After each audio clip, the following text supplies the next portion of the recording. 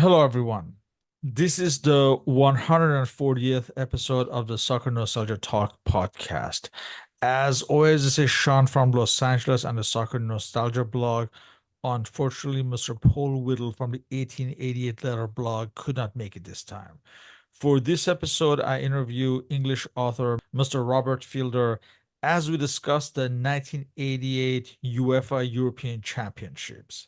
Mr. Fielder was previously interviewed on the 1980 and the 1984 editions of the Euros.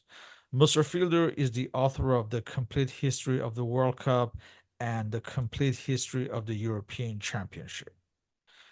Welcome back, Robert. Thank you very much for having me. The 1988 Euros were the third to be hosted like a proper tournament. How was the importance and the status of this tournament compared to the forgettable 1980 edition as well as the successful 1984 edition? I think last time we talked about the step forward that had been made at 1984 Euros in terms of the quality of it, the importance, the quality of the games, and the sort of the memorable nature of it. So it was really growing in stature at this point in time. And I think it's fair to say that the 1980s are probably the absolute peak of international football's importance within the wider game. It's a time when there is, certainly in England, there's a lot of international football relative to the level of club football, which has been shown on TV. There's a growing focus on the game. And I think in that status, this is probably part of the golden era, I would say, of international football. So within that context, this is a really highly anticipated European Championship. There are seen to be a lot of good teams. It's a very strong lineup of nations. So it's seen as being a really, really important part of the game at this point in time. This 1988 edition, at this point, I imagine the Euros were firmly established as just behind the World Cup in terms of quality and importance. That's right. So I think in terms of quality, it's important to point out that the World Cup is 24 teams at this point in time, and the European Championship is only 8 teams. So Europe is sending more teams to the World Cup than there are participating in the Euros. So in many ways, and from a pure quality perspective, if anything, it's slightly a little bit higher in the Euros than it was in the World Cup. Obviously, missing the likes of Brazil, Argentina, Uruguay, some of the best teams in the world from South America. But beyond that, I don't think we've necessarily had the growth of the game. There are rare instances where upsets occur and African teams, for example, do well. But generally speaking, we've not seen the uptick yet in the global game. So you can make a strong case that probably six or so of the strongest teams in the world are at this tournament. And so I think in terms of quality, it's really there. And I think there's not that sort of disparity between the quality of sides that we might have seen in other tournaments. So, in the last World Cup, there are teams like Iraq, there's Canada there, who are not necessarily at the level of some of the really top teams. So I think you can make a strong case that the quality is right out there. But it's, certainly, as you say, it's really growing in importance and it's just a step behind the World Cup now in terms of its significance. The surprising absences this time included defending European champions France. Other absences to a lesser extent included the likes of Sweden, Portugal, Czechoslovakia, Yugoslavia, and even Bulgaria, who had qualified to the 1986 World Cup. What are your thoughts of the absences this time around? I think that's one of the trade-offs of having such a small tournament, and it's one of the things which will be notable, and one of the reasons why UEFA in time moves to address the size of the competition is there are some really good teams who have to miss out as part of only having 8 teams in there. I think in terms of pedigree, it's hard to look past France as being the really notable absentee. As you say, they're the defending champions. The previous World Cup in 1982, before winning in 1984, they'd been semi-finalists. They're semi-finalists again in 1986. So they are clearly one of the world's best teams, albeit this is a point in time where Platini has departed the stage and they're sort of transitioning into a new phase with a new group of players. But they're a huge absentee. I think the rest of them just reflects the sort of relatively even nature of European football at this time. So there are Sweden, Portugal, Czechoslovakia, Yugoslavia who are missing and who are all really strong teams and who all have the opportunity in the World Cup to go deep in those tournaments. So, of those teams, Sweden are semi-finalists 4 years later, and they're semi-finalists in the World Cup 6 years later. Portugal have been semi-finalists in 84. Czechoslovakia have won it in 76. And Yugoslavia have been there or thereabouts and always touted as dark horses at these things. So, and Bulgaria will go on in 94 to be there. So there's always a thing of, particularly at the World Cup at this point in time, any European nation who qualifies for the World Cup has got an opportunity to get to the semi-finals, and that's the caliber of teams, and some of them unfortunately have to miss out. Let's briefly describe all the 8 qualifying nations. Starting with Group A, it included the hosts West Germany, Italy, Denmark, and Spain. Let's describe the evolution of the hosts West Germany under Franz Beckenbauer since the 1986 World Cup.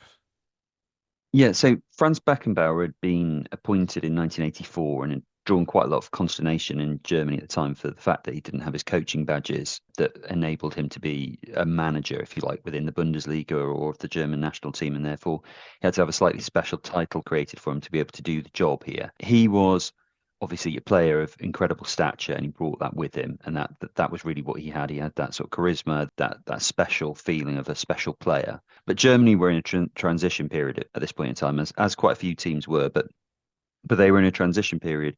At the 1986 World Cup, they'd been finalists, but they'd been quite unconvincing. They'd lost to Denmark in the group stage. They'd scraped through the knockout rounds and had ended up and ultimately losing 3-2 to Argentina. Since that tournament, we'd lost quite a few of the people who were absolute core powerhouses of that really physically important German team of the early 80s. So Rummenigge has gone. Hans-Peter Briegel has retired from the national team. Karl-Heinz Forster has gone as well. We still don't have Bernd Schuster is still in the sort of international wilderness at this point in time, as he will be for a prolonged period of time. And in terms of goalkeepers as well, Uli Steen and Harald Schumacher are both persona non grata with the German FA at this point in time. So there's been a very high level of turnover from a team who'd got to the World Cup final, that is. But set against that, we're seeing growth in certain players. So this increasingly becomes the Lothar Matthäus era, if you like, in terms of leadership at the German national team. He's growing in stature as a player. He's becoming much more of the player that we come to see at the World Cup in 1990, and that's really sort of famed for being that sort of marauding, all-purpose, all-action player. Andreas Bremer is growing in stature as well, becoming one of the sort of the best players in the world in his position. Pierre Barski is still around, and he's still an exceptionally good player. And then we've got some of the younger players coming through as well. So Jurgen Kohler has been one of the standout players in the Bundesliga this season. He's one of the best around. Jurgen Klinsmann up front, who goes on to form a really dynamic partnership with Rudi Völler, who has been beset by injuries at this point. So there's a lot of hype, there's a lot of expectation. And I think the fact as well that obviously they're the hosts, they start as probably the favourites generally, but it's more to do with the location of the tournament and the pedigree that they've got in terms of doing well at tournaments, rather than necessarily being that they've got that exceptional group of players. Yeah, and from the old guard, we also no longer have Felix Magath. As far as Karl-Heinz Forster, after the 1986 World Cup, he had requested from Franz Beckenbauer to take some time off as he had joined Olympique Marseille.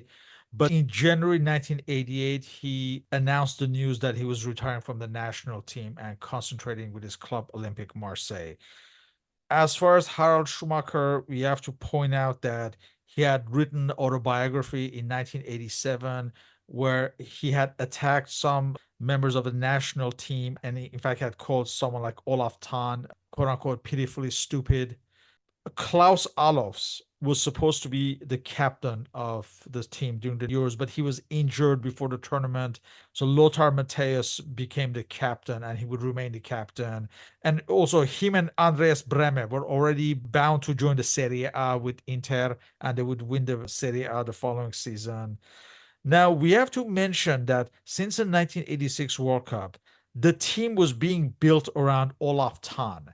He was at Schalke at that point, and he was seen as the star of the team, as the future of West Germany. He was due to join Bayern Munich after the Euros. West Germany still had problems at the libero position. It must be said, since the retirement of Beckenbauer himself, at this point, Matthias Herget was the latest person to occupy that position. As far as Rudi Völler, he had a difficult season in his first season at AS Roma. And in fact, Paul Breitner, who I believe was working as a pundit at this point, he even suggested that he should be dropped in place of Nuremberg striker Dieter Eckstein. Now let's take a look at Italy. The 1982 World Cup winners were under the management of Azeglio Vicini after more than a decade under Enzo Bearzot.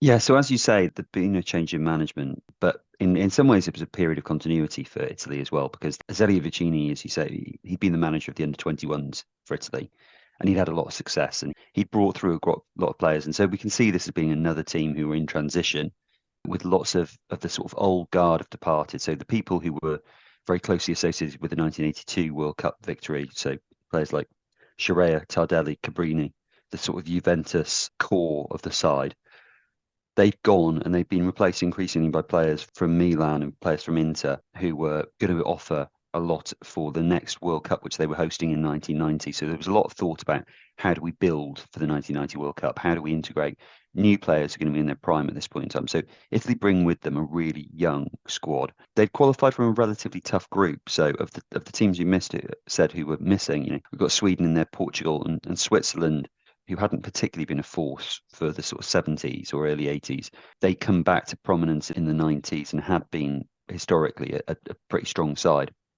That's a pretty tough group to come out of with three teams like that, but they've done well there. Increasingly, they're starting to integrate new players into the team. We've seen Giovanni Galli in goal in the 1986 World Cup. They as a sort of temporary successor to Zoff, but now they've got Walter Zenga in goal, who is very charismatic, always chewing gum. Quite an iconic player, I think, in that Italian goal. And they've got an unbelievable defence. Some of the strongest players in the history of the game are all in their defence. They've got Baresi and Maldini from Milan. They've got Giuseppe Bergami and Riccardo Ferri from Inter. And all four of those, but particularly Baresi, Maldini, Bergami, are they're three of the best players ever in their positions. So they are exceptionally strong in defence.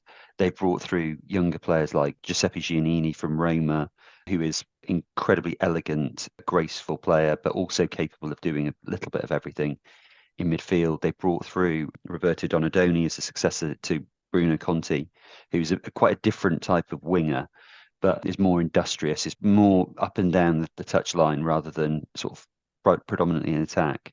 So he's a really exciting player they brought through. And then they've got the likes of Vialli and Mancini in attack, who go on to be such a successful partnership at Sampdoria.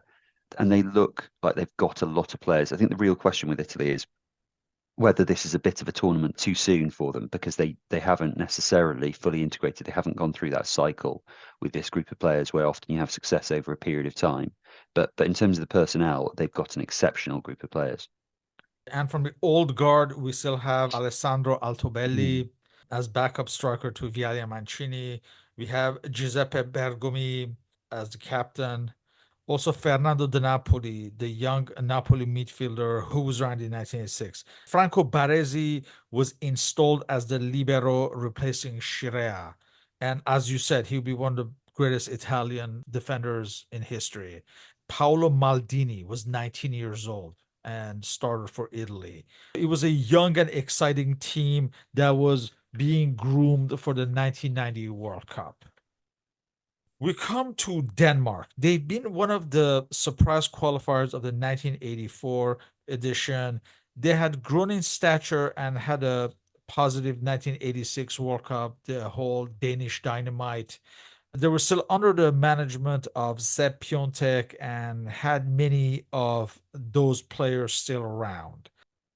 So I think, as you say, they've been arguably the most exciting team at the 1986 World Cup. And I think when people think about great teams of the 1980s, Denmark was up there, starting in that 1984 tournament where they really came to prominence. And then they'd been so exciting, even if they hadn't made it particularly far in the tournament in 86. This is a team who are approaching the end of their life cycle, I would say. And it's easy to say that in hindsight, but I think some of the signs are there beforehand as well. So they'd only scraped through qualification. They'd only scored 4 goals, conceded 2 in their 6 games. They'd only just qualified ahead of Wales. So Wales had the chance, if they'd have won their final qualification match, they would have qualified, which is a series of familiar story for Wales, because They seem to come a little bit close to qualifying many times, but be disappointed at last. But they got a team who generally look a bit past their best. They've got a number of players who are very old by standards of the 1980s. So we're used to in these current days of seeing players like Luka Modric or Cristiano Ronaldo, Messi, extend their careers and they're playing in the sort of late 30s. In the 1980s, generally speaking, when somebody's got to 30, that they are close to the end of their career. Denmark have got Morten Olsen, who's 38. They've got Søren Busk, who's 35. They've got the likes of Lerby and Preben Elkjær are 30 as well. So a lot of the team is quite old. Frank Arneson's out with injury. So there's quite a few who are they're over the hill or seen as being over the hill at this point in time. Some of those players as well. Elkjær, for example, had been quite out of form since the 1986 World Cup. He hadn't his goals seemed to have dried up. He had a great goal scoring record up to this point in time, but the goals had dried up. And they didn't have the next generation of players coming through. Players like Michael Laudrup, who we mentioned last time, prodigiously talented player, had suffered a lot with injuries. And we're still seeing as being a player who'd got a lot of talent, but he hadn't made that transfer yet to Barcelona, where he really explodes into becoming one of the world's best players. So at this point in time, he's still seen as being somebody who can offer something rather than being a player who is already a top player. His brother Brian is quite a young player at this point in time, not quite in the side yet, but he's another one who's got potential but not there yet. So they are again a side who are in transition and they haven't made the transition yet. And I think there's a bit of a doubt about whether they've got the generation to come through and succeed the great players who done so well in 84 and 86. The only important discoveries would be that of Peter Schmeichel, who broke through just before the Euros, as well as John Jensen, who would really feature more prominently in the 1992 edition. Now we come to the last team in this group, Spain, the 1984 runners-up, still under Miguel Munoz. He was managing a team that was dominated with Real Madrid players at the height of the La Quinta del Buitre era. So I think they're quite a rare team certainly in this group and moreover in this tournament where there's a high level of continuity to the team, which in theory is a real strength. So as you say, they've got some continuity in terms of leadership with Munoz having been in place since 1982. He is himself a Real Madrid legend. He's steeped in Real Madrid, and therefore you can see that coming through in the national team. Not to say that they weren't a very strong club side as well, but that comes through there. The slight concern around that is Butragueño himself had not been in very good form, so his goals had dried up. He'd been another player who'd really announced himself to the world at the 1986 World Cup and was seen as being an exceptionally talented forward/striker. But at club level, a huge amount of the goals that are getting scored for this very successful Real Madrid side who win, I think it's 5 titles in a row in Spain at this point in time, have been scored by Hugo Sanchez. So he's the person who's scoring the most of the goals, I would say. But Butragueño is a very, very talented player. Arguably the best Real Madrid player in this side is Michel. He is an exceptionally talented player. He is so graceful and elegant. He's got, he can go either way. Kind of plays off the right side of midfield, but is not really a winger. And he's a brilliant player in exceptional form at this point in time in his career.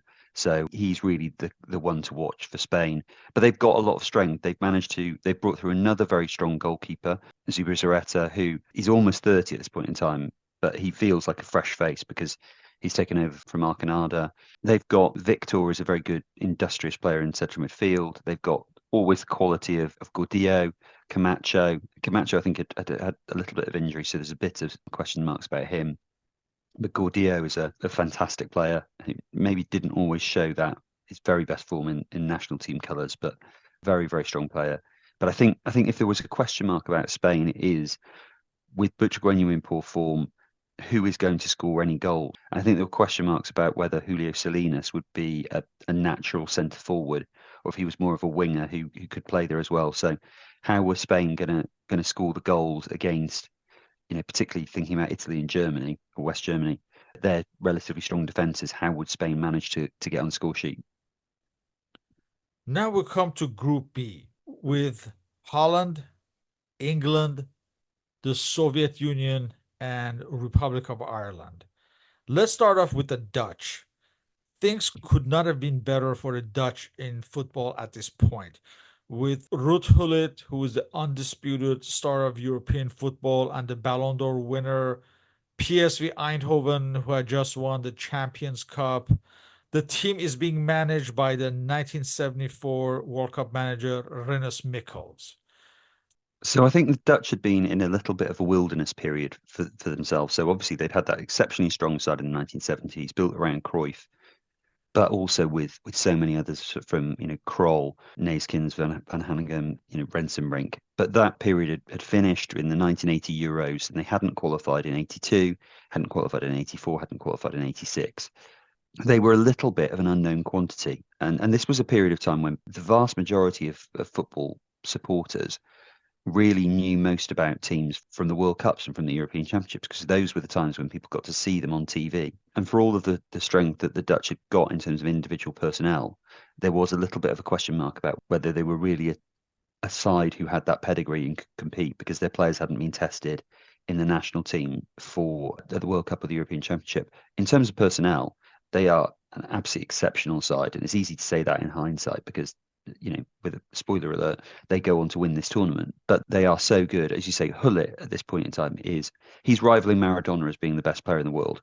I think you can make a very strong case that he is the best player in the world at this point in time. He's certainly, as a child of this sort of era, he's probably my favorite player. So I could wax lyrical about him for so long, because I'm not sure there's a more complete player in history than Gullit, because he was so tall, powerful, dynamic. He was skillful. He was intelligent. He could really do everything. And if you put him at any position, I think you could make a case that he would have been exceptionally good. There's a question mark here about where he will play a little bit, in terms of he's kind of an attacking midfielder, but he can play as a forward or a striker almost, whether he might play up front. In terms of other personnel, obviously a huge figure of this tournament is Marco van Basten. There are some very strong questions about his fitness going into this tournament, and unfortunately that will be the story of his career, because he is 5 years later, he is done as a player. But he's only 23 at this point in time. He's got huge talent, really shown that for Ajax, being one of the best players in Europe when he was there. Made the move to Italy, but had missed a large proportion of the season at Milan through injury, where they win the title. So there are some question marks there. As you say, PSV Eindhoven have just won the European Cup. They've got a very strong core of a side. So probably their star player, if you like, is Ronald Koeman, the sweeper. But they've got the likes of Hans van Breukelen, they've got Van Erle, Vandenberg, who are all, certainly Vandenberg is an exceptionally skillful, talented player who any team really would be jealous to have a player of his caliber. There's one thing I just mentioned about the Dutch as well in terms of qualification. There'd been a slightly unusual qualifying campaign where one of their qualifiers as a home match against Cyprus, they'd won 8-0, but during it, a smoke bomb had been thrown from the crowd and hit the Cypriot goalkeeper. So that game got overturned. And for a brief period, there was some question about whether they would end up qualifying and whether the match would be awarded to Cyprus. In the end, the result, it got replayed. They won 4-0 this time. So they qualified just ahead of Greece. And Greece made a point of sending out a reserve team for the final qualifier. So it had a slightly skewed group look to the group here, but that was a little bit of a quirk there for the qualification piece. And as far as Gullit, he was simply excellent in his first season in the Serie A. He adapted well and won the Scudetto in Arrigo Sacchi's AC Milan. You mentioned Van Basten had been injured for much of the season. So, in fact, going into the tournament, in his position, the starter was Johnny Bozeman of Ajax. There was a renaissance of Dutch football. Ajax, with Johan Cruyff as manager, had won the Cup Winners' Cup the previous season. They reached the final that particular season and lost against the Belgian side Mechelen, that contained many Dutch players of their own, including Ronald Koeman's brother Erwin. The Dutch had Arnold Muren, who was 38 years old, holdover from the 1970s era, player who stood out for Ipswich and Manchester United for English fans. Frank Rijkaard, he had a contract dispute in the beginning of the season. Then he had a quarrel with Johan Cruyff. There was this whole saga where he left and He joined Sporting Lisbon, but he joined too late. He had missed the deadline, so he had to be loaned to Real Zaragoza. So for some time, his participation was doubtful, and he just made the team towards the end. But as far as Hullit and Ronald Koeman, they were at their absolute best. It was seen as a rebirth of Dutch football, the post 1986 World Cup era. Let's talk about the Soviet Union.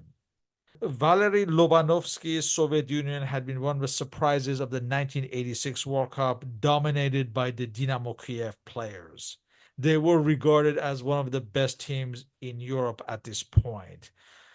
So I think for a long time, the Soviets have been seen as being well organized. So people always used to talk about sort of the crack Eastern European outfit, who were, often the sort of the teams from the Soviet Union, whether that be the teams from Kiev, teams from Tbilisi. This side was much more exciting. So the 1986 World Cup had actually really seen a far more exciting version of Soviet football than we'd probably seen before. So as you say, there was a huge core built around Dynamo Kiev's side. And I think that really showed in some of the fluidity that there was to their football. They'd made a premature exit to Belgium in the World Cup, but they'd played some really, really exciting stuff along the way. So they'd thrashed Hungary 6-0 in the first qualifier. They played well against France. They'd done well against Canada. They were a really exciting side. And the real star of the tournament had been Igor Belanov, who was the 1986 Ballon d'Or winner. He'd been injured a little bit since the tournament, so there were slight concerns about whether he'd be quite as impactful as he might be. But they had skillful players in there. They had the likes of Alenikov in there. Zavarov as well was another one who was seen as being a star for the future. This was a new era, if you like, of Soviet football where they weren't just well drilled and well organised. They were actually exciting as well and had a level of freedom to their play. I think starting at the back, they had Rinat Desaev. I think you can make a case. Now, I might say this about some other people as well. Is he the best goalkeeper in the world at this point in time? Quite possibly. So he's a really, really strong basis for their side. He's not with Dynamo Kiev, he's a Moscow player. They've got the likes of Demianenko, Kuznetsov as really strong defenders as well. So they've got some real caliber about them. And I think they are, it's hard to say anything about dark horses in a team with only 8 teams, but they're certainly ranked among the favourites, one of the strongest sides in the competition. Since the 1986 World Cup, there had been the discovery of Alexei Mikhailichenko, the young hope of Dynamo Kiev, who was seen as the future of Soviet football at this point. Incidentally, before the tournament, Valery Lobanovsky had to make a compromise, leave out Igor Dobrovolsky for the Olympic side to be retained for the Soviet squad for the Seoul Olympics, to have Mikhailichenko in the team, because I think the Olympic Committee wanted to have both of them retained for the Olympics. But Lobanovsky was able to persuade him to have Mikhailichenko for the Euros and also later for the Olympics. This is the era of perestroika and glasnost. And so there was certain openness footballing wise. And in fact, for the following season, Alexander Zavarov would be on his way to Juventus. Vagis Kidiatulin, one of the key defenders, would go to Toulouse in France. Yeah, they'll be the first of many to make their way to Western European clubs in the next few seasons. Now we come to England, managed by Bobby Robson. England were actually considered as one of the favorites of this tournament after an impressive qualification campaign, most notably that 4-1 win at Yugoslavia for their last match. Yeah, so there's a huge amount of excitement around England going into this tournament. As you say, they'd beaten Yugoslavia 4-1, which was probably one of the best results England have had in the last, at this point in time, in decades, really, because they're going to a very strong, another sort of, to use that phrase, crack Eastern European outfit. And they've beaten them really, really strongly. But beyond that, they've scored 19 and conceded only once. So they are looking really impressive in qualification. The only game they'd failed to win was against Turkey, where they drew 0-0. And they also beat Turkey 8-0 in the other game. So they were clearly the strongest side in this group. Very, very strong at this point in time. And on paper, they've got a tremendous team. So Shilton has been one of the great goalkeepers in the world throughout the well, 70s and 80s, really, but for a very long time. He's 38 now. He's just about to win his 100th cap. He is seen as being maybe some signs that he might be slowing down, maybe not quite as good as he'd been in the sort of earlier period of time around the time when he was at Forest, around, a few years earlier. But he is still seen as being enormously experienced, very capable, and one of the most complete goalkeepers in the history of the game. And then up front, they've got Gary Lineker, who'd been the top goal scorer at the 1986 World Cup. He'd moved to Barcelona in the aftermath of that. He'd done well in his first season, and then his second season hadn't been quite so good. He'd still been played out of position a little bit at Barcelona. So at club football, he wasn't going quite so well for him, but he was in the international colours. He was still exceptionally good. And I think one of the things which is really important for this tournament, in theory, beforehand, was Brian Robson was back. So unfortunately, Brian Robson is a player who, for England, ended up having a lot of injuries, despite being such a dynamic, forceful central midfielder. He can do everything, Robson. He can score goals. He's an aggressive tackler. He is an exceptionally good player and is regarded, by many Manchester United supporters being right up there among the greatest players in the history of that club. But I don't know that internationally he's necessarily seen as being quite such a strong player because unfortunately his international career is blighted. He's injured at both the 1986 and 1990 World Cups, and obviously English teams aren't allowed to play in Europe throughout the latter part of the 1980s when he's really strong. And United only become really strong again sort of towards the tail end of his career, unfortunately. So he in a way, I don't think Robson gets the credit that he really deserves, but he is an exceptionally good player. He's fit here, he's in form. And as well as that, in form are John Barnes and Peter Beardsley, who've come off a tremendous season with Liverpool. So Barnes is absolutely at the peak of his powers here, probably one of the most skillful players that England have ever produced. And he's the equal of almost any player in the world. So we're talking before about Hullet and Maradona, and that's not to necessarily put Barnes quite in that company, but he is one of the most gifted and talented and highly performing players in the world at this point in time. So there's a huge amount of excitement. They've got, other exciting players as well. They've got Chris Waddle, they've got Glenn Hoddle, who has moved to France. There's a lot of talent there. There's always a question for England, which is a perennial criticism of Bobby Robson. How do you fit them into the same team? And he's slightly cautious, Robson. Got a tendency to go for some of the more workmanlike players and not necessarily always trust the players of sort of skill and imagination. But there's a lot of potential there. The big concern for England, though, is in central defence. So Terry Butcher, unfortunately, is injured. He's not available. And as a result of that, they're looking at playing Mark Wright and Tony Adams, both of whom are seen as being very talented young players, but not necessarily players who've got the level of experience that Butcher's got and is going to be able to hold the team together. And I think the other slight concern for England is they've been out of European football now for 3 years. So English football was dominating the European scene in the early 80s, continuation of the 1970s. And that's come to an end in 1985. So they're banned from Europe for hooliganism. And unfortunately now a lot of the English players are not getting tested against the best in Europe. So there are some slight doubts around that, but certainly on paper, England look very strong. Now we come to the very last team, the surprise qualifiers Republic of Ireland of Jackie Charlton. I imagine they must have been seen as no hopers ahead of this tournament. They're certainly seen as being the team with the least pedigree. So they've got very little pedigree. This is the first tournament they've qualified for. But having said that, this is a very strong team in terms of personnel. So I talked about Barnes and Beardsley, who are coming off the back of a great season with Liverpool.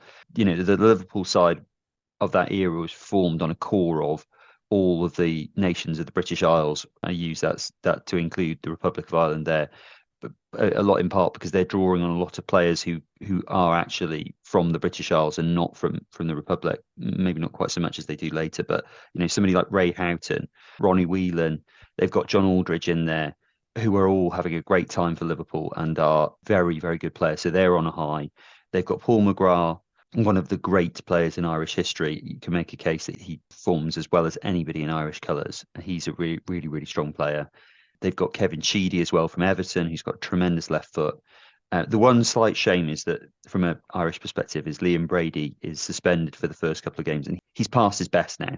So in the early 80s, he's one of the outstanding players in Europe. He does extremely well in Italy for a string of clubs, including Inter and Juventus. He's past his best, and as I say, he's suspended for the first two games. There's a question about whether he will get to play at all. Jackie Charlton, I think, actually joked that he brought him along to play in the latter stages, not necessarily thinking that Ireland would do as well as they end up doing in him.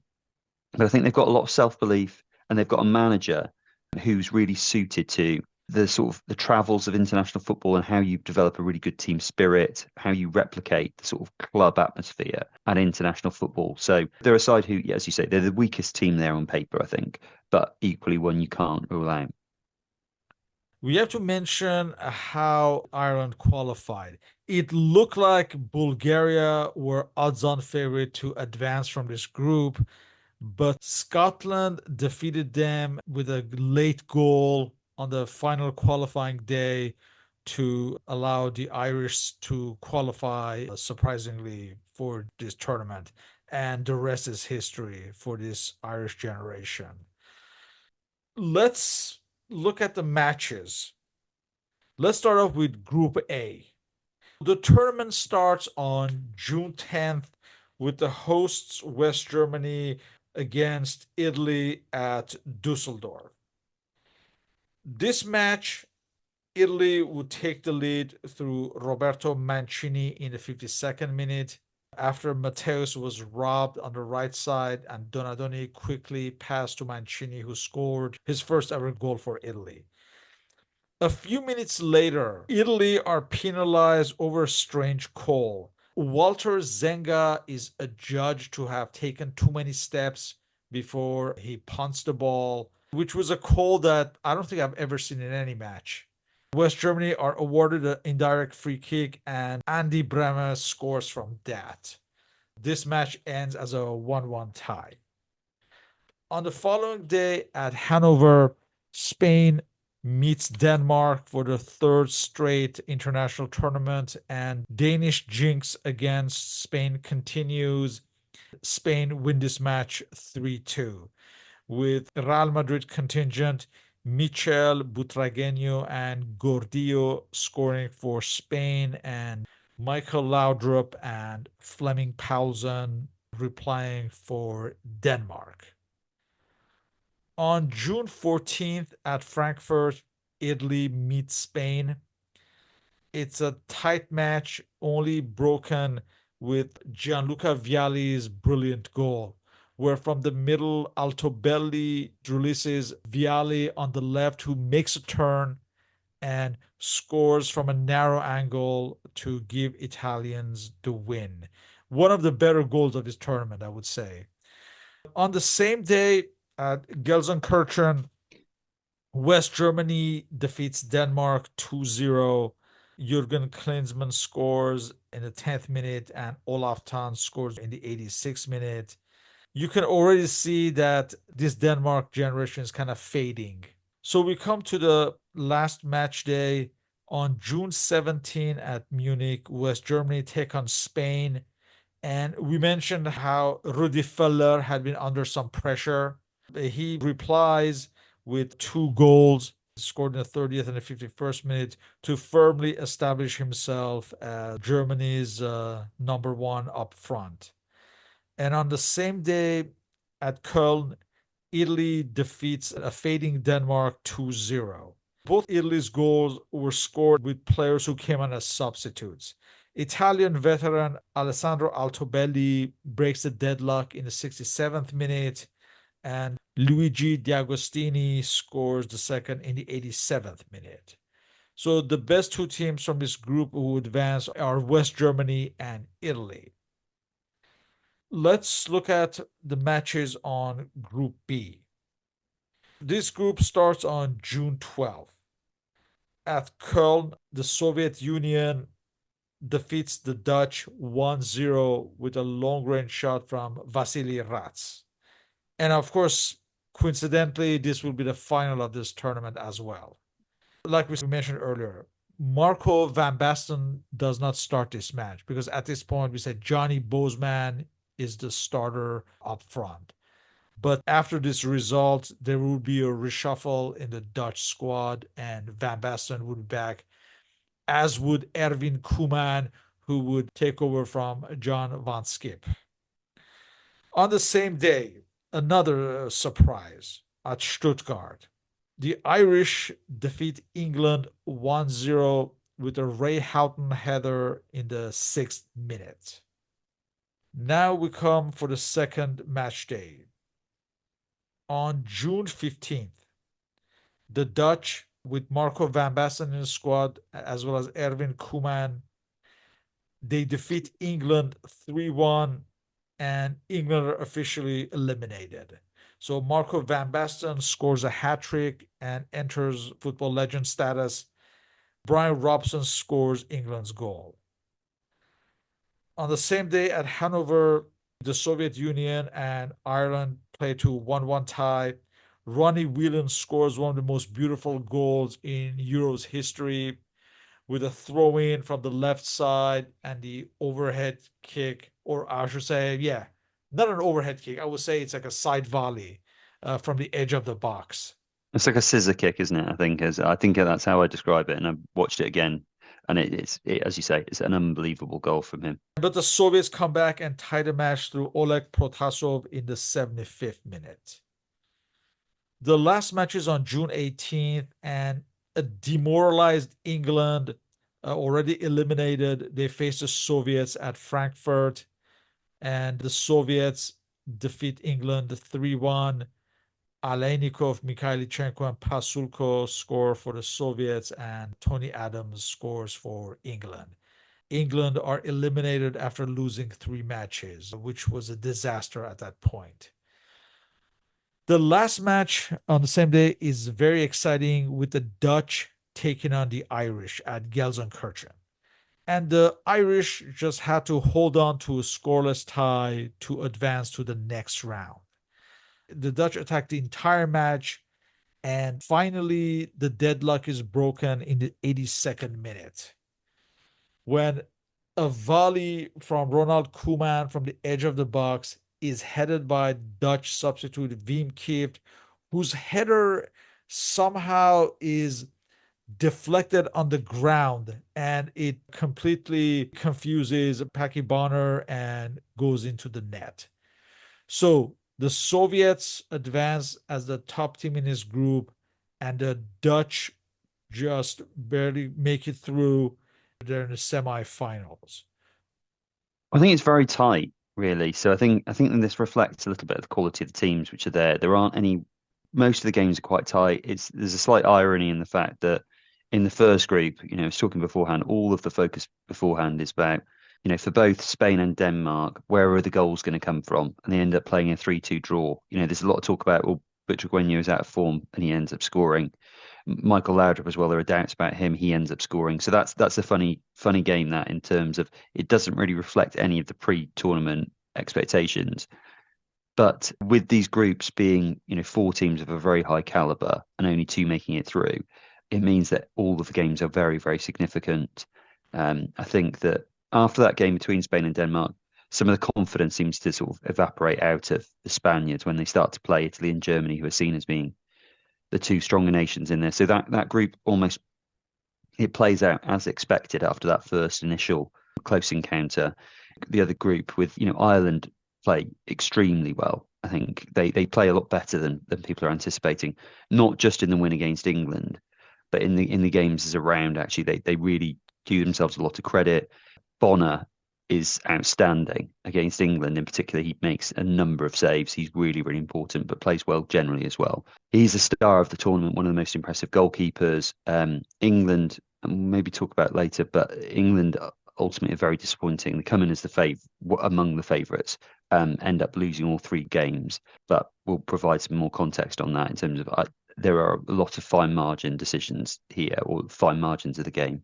But ultimately, it's, I think from a tournament perspective, the Dutch and the Soviets are the most impressive teams in those games. So they deserve to progress on those terms. We come to the semifinals. On June 21st at Hamburg, West Germany hosts the Netherlands. There's a lot of history between these 2 nations. Obviously, the 1974 World Cup final, 1978 World Cup match, and the 1980 Euro match.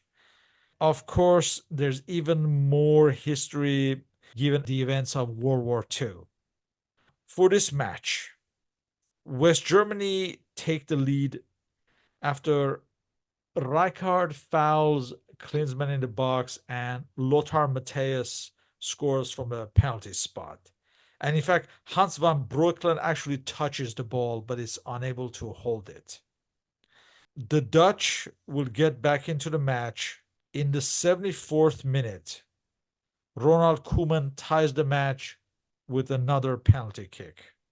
So it's almost like the 1974 World Cup with both teams scoring on a penalty kick. So we come to the penultimate minute. This is another one of Marco van Basten's most famous goals, where I think it was Jan Wouters. He sends a pass into the direction. It doesn't seem like it's a threatening ball. However, Marco van Basten quickly slides and slides foots it past Jurgen Köhler, his marker, and scores the winning goal. The Dutch are in the final. It's been said that there were bigger celebrations for this win not since the Second World War. So it's a very important, culturally, it's very important win for the Dutch. But we also have to mention the unfortunate incident with Ronald Koeman, which I will not get into, but let's just say he makes a demeaning gesture using the kit that he had exchanged with Olaf Thon. In the end, I think I've even read that this was more celebrated than the final itself for the Dutch. On the following day at Stuttgart, the Soviets face Italy. A few months earlier in February, in a friendly, Italy had hosted the Soviets and won 4-1, with Vialli scoring twice. However, at this tournament, the Soviets were stronger and were gaining more confidence as the tournament had gone on, and they would break the deadlock in the second half. Litovchenko in the 60th minute, followed by a couple of minutes later by Oleg Protasov, would score to eliminate Italy, and the Soviets were in the final. The final was in Munich at Olympiastadion, site of the 1974 World Cup final, on June 25th. The Dutch and the Soviets that faced each other 13 days earlier for their respective first match were facing one another again. At this point, the Dutch were much more confident. Van Basten and Erwin Koeman were in the starting lineup. The Soviets were hampered with the suspension of Oleg Kuznetsov due to the accumulation of the yellow cards. At the time, I remember Valery Lobanovsky later complained that his first yellow card had been in the qualifiers, and perhaps it was a bit unfair to be suspended for the final under such circumstances. For the final, the Dutch would take the lead with a strong, powerful header from Ruud Gullit in the 33rd minute.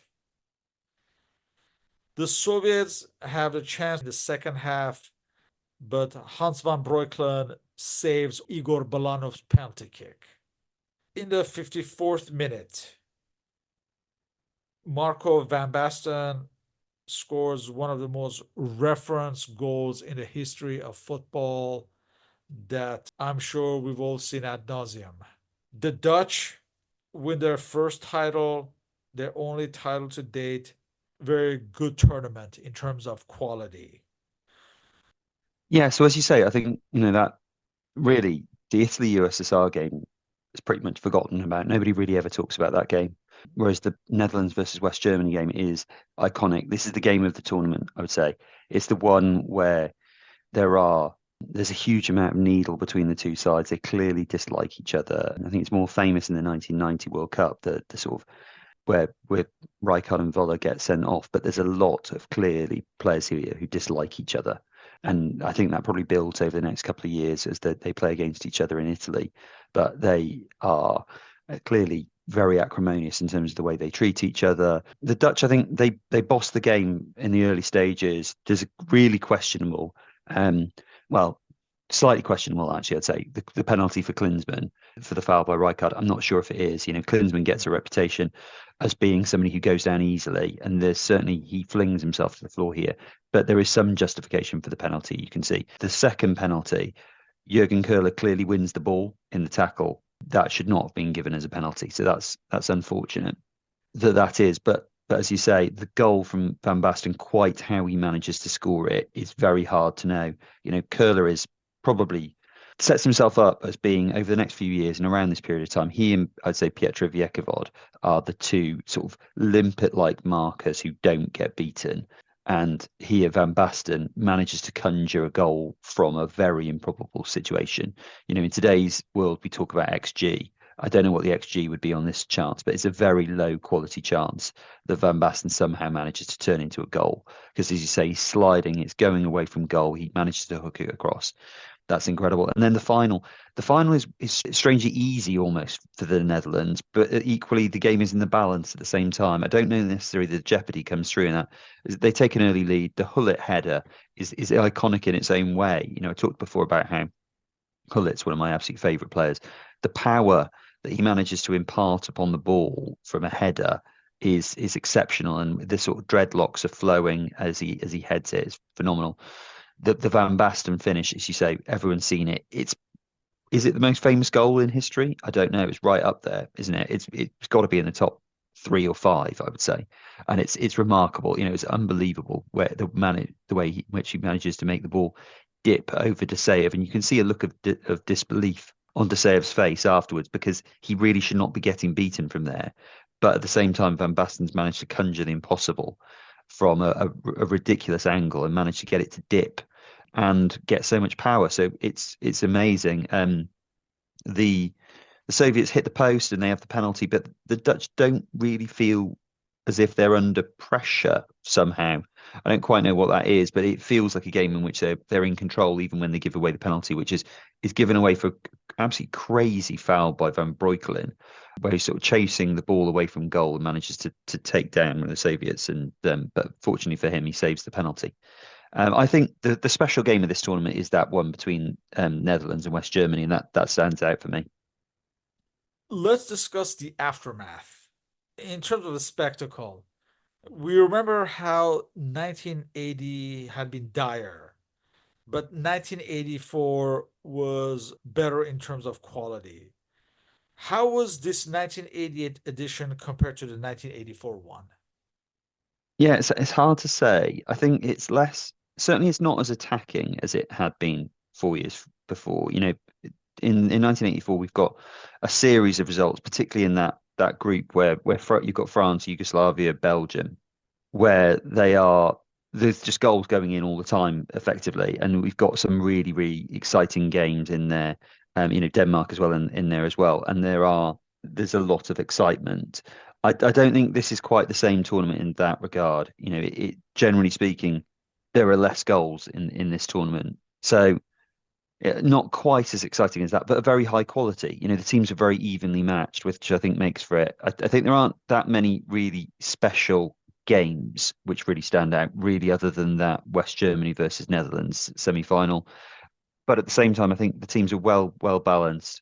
They're competitive, and all of the teams have a reasonable account of themselves. Nobody really is terribly disappointing in terms of their play, even if we might talk about the results. In terms of narratives, Ruud Gullit was already a star, but Marco van Basten became a global star after this, and this became his signature tournament. Like Paolo Rossi in 1982, there was a redemption story of sorts with him having missed most of the season as well. And again, even though probably football connoisseurs knew of him, but he really, as far as the wider world, he became really famous after this tournament. And like we mentioned, this goal against the Soviet Union will be discussed until God knows when. Yeah. As far as others like Frank Rijkaard, he really stood out. Ronald Koeman, we mentioned. Erwin Koeman made his way back into the team. Others like Jan Wouters also earned some recognition. Arnold Muren was able to sign off after this his international career, retiring from the national team at the age of 38. Although I think he would play one more season for Ajax. The Ballon d'Or at the end of that year just showed how dominant the Dutch were as the AC Milan trio. Well, Rijkaard would join him the following season. Van Basten would finish first, Hullet would finish second, and Rijkaard would finish third. Koeman would finish fifth, actually, for the Ballon d'Or. As far as the Soviets, Alexei Mikhailichenko became a star, and also later he would star in the Olympics, which the Soviets would win in October, so a few months after this. Others such as Kuznetsov, Litovchenko, Protasov also did well. For West Germany, Lothar Matthäus was established as a captain and the star of the team. Jurgen Klinsmann as well was now in the attack, partnering Rudi Völler, who also had a redemption story of his own after such a poor season with club football at Roma. And Jurgen Köhler was also known internationally after his displays in this tournament. As far as it's the Italians, they were a young, exciting team until the semifinals where they face an experienced team. You have the young players like Vialli and Maldini, young players like that standing out. But the general consensus was that maybe perhaps this was one tournament too soon for this team. Others like Altobelli, that was their swan song for the national team. As far as Denmark, you have the old guard leaving after this, the Elkers and the like. The only standout was Peter Schmeichel, who established himself as a starting goalkeeper after this, and to some extent Lars Olsen as well in defense, who would be the captain for the 1992 edition where they would win. Obviously, the Irish with Jackie Charlton were the surprise of this tournament and almost qualified to the semi-finals. For their first international tournament, they did more than satisfactorily.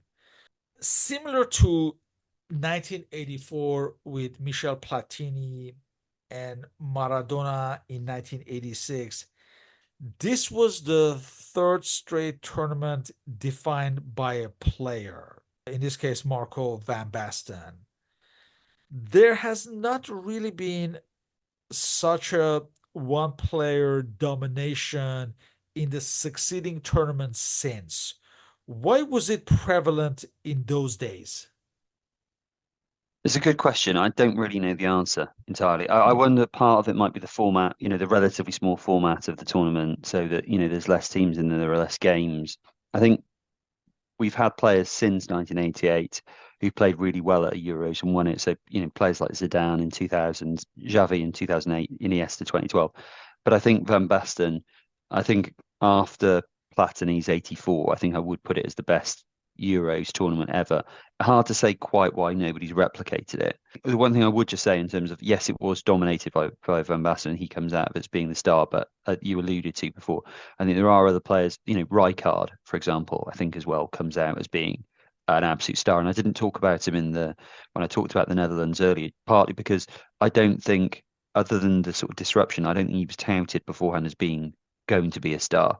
But he, over the next 6 years or so, 6, 7 years, he's just unbelievable, Rijkaard, in terms of just can do a bit of everything and does everything so well and so consistent.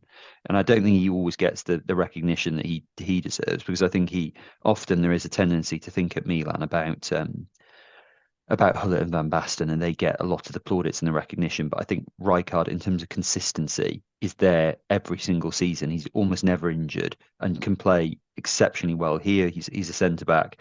Later, he plays in central midfield. In both of them, I think he is, of the last players of the last 40 years, I think you can make a pretty strong case to start him in an all, a sort of 11 of that period as either a defensive midfielder or a central midfielder or a centre back. So just a little bit of credit for him. But it's a hard question to answer. Why has nobody stood out in quite the same way? Other than to say, well, you're looking at in Platini, Maradona, and Van Basten, three of the most talented players that the game has ever seen. So it's beyond that, it's hard to say. I could have also added Paolo Rossi in 1982. Similar story. Mm. Let's look at some of the disappointments and the reasons. Obviously, as far as the Dutch, you have Johnny Bozeman, who lost his place after the first match, after scoring so many goals during the season. Igor Balanov, after a very impressive 1986 World Cup, seemed to be not as sharp this tournament, and there's the missing penalty kick, among other things. Olaf Kahn did not live up to the expectations. Like I said, he was being looked upon as the future leader of this German team. And he would be in the 1990 World Cup team, but he would not be a starter by then and would slowly drift away from the national team. Spain were not good, and Miguel Munoz, who would leave his post after this tournament, he was criticized for his over reliance on Real Madrid players. And he would be replaced by Luis Suarez. And others like Camacho, Victor, and Gordillo also announced their international retirements. As far as Denmark, the Danish dynamite era of Sepp Piontek seemed to be at its end. He would stay around until early 1990, but the era of Elker, Lerby, that was over, and they would have to start a new era. Bobby Robson, England manager, was heavily criticized and tipped for the sack. And I think he may have wanted to resign, but I think the FA persuaded him to stay. Gary Lineker, before the tournament, I think he had scored like 26 goals in 32 caps, and he did not score a single goal during this tournament. And the entire England team was criticized. I don't think there was a player who you can say received any credit for their performances. It was a tournament to forget for England.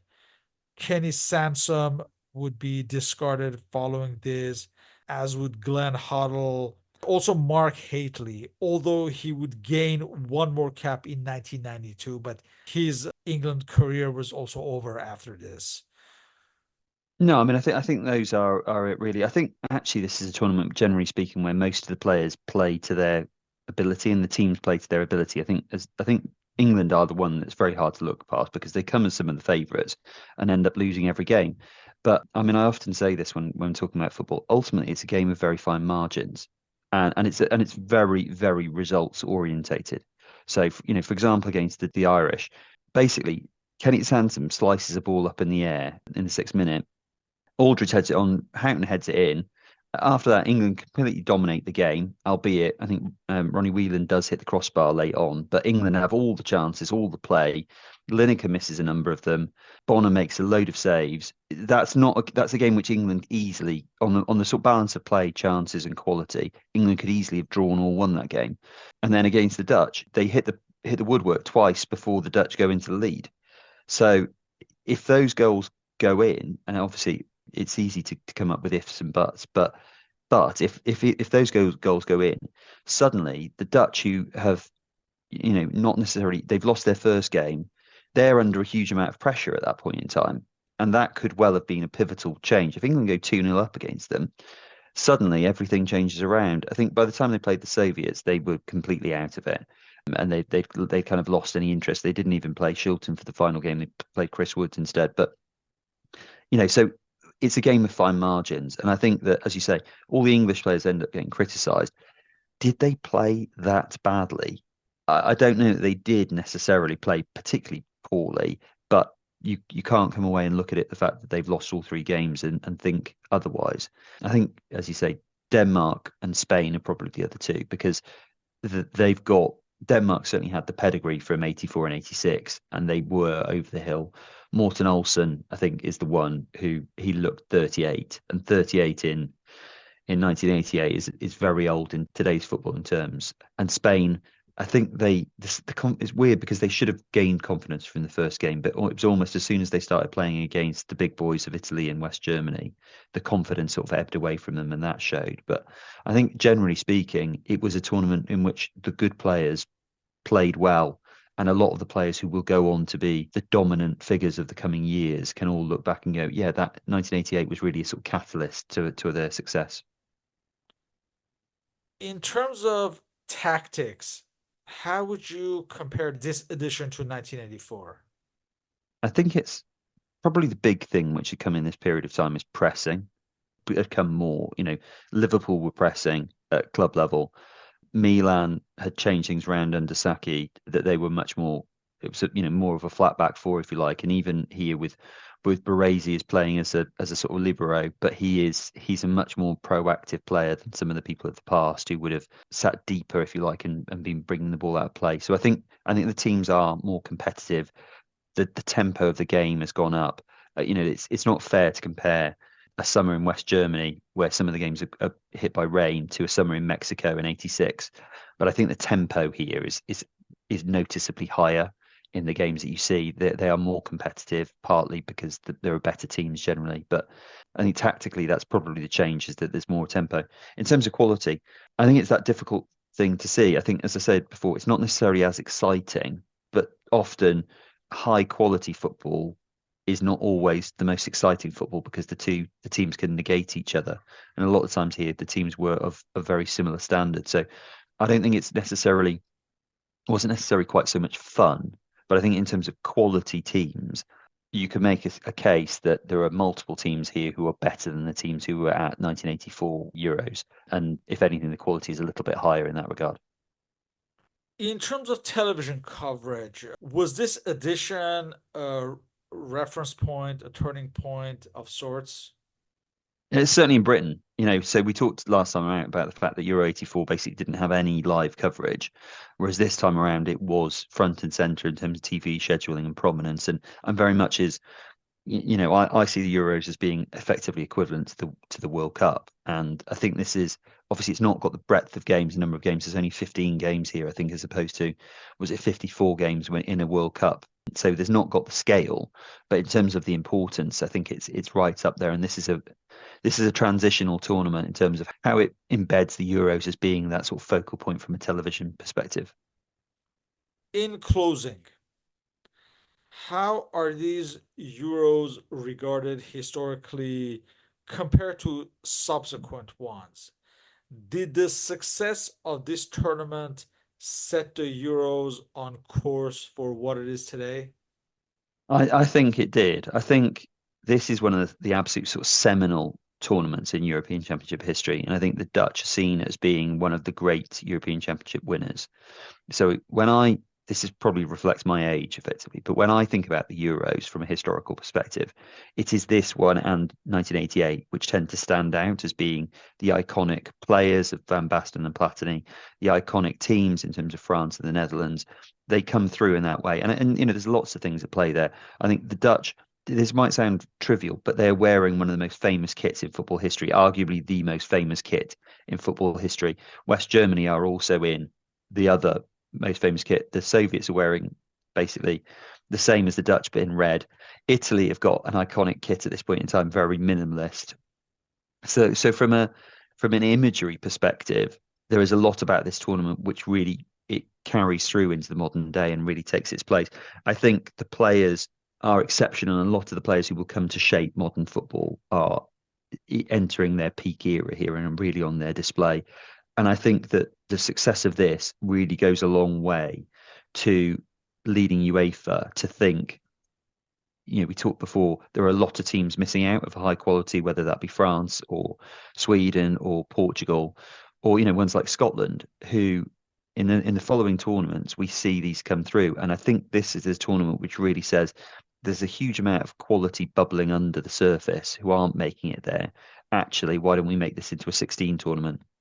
And in time as well, these moments from this tournament, that Van Basten goal, is probably the most iconic moment in Euros history, or almost certainly for that matter, and goes a long way to really establishing this as a tournament which is only just a fraction behind the World Cup in terms of its significance.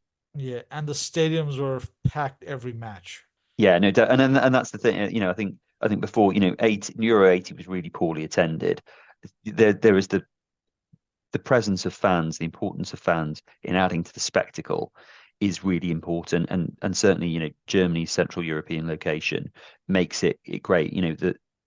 I don't know how many Dutch fans are there for the semi-final and the final, but it certainly feels like they're almost playing a home tournament, and that's the beauty of the Euros. In many ways, is that the games are certainly from this point onwards extremely well attended, and it all adds to the spectacle and makes it feel like something of massive significance. With that, I would like to thank you for your participation in this interview. All our respective contact information is listed on the blog and podcast listings. So, Robert, thank you once again and hope to continue these discussions on football history. Absolutely. Thanks very much. Thank you.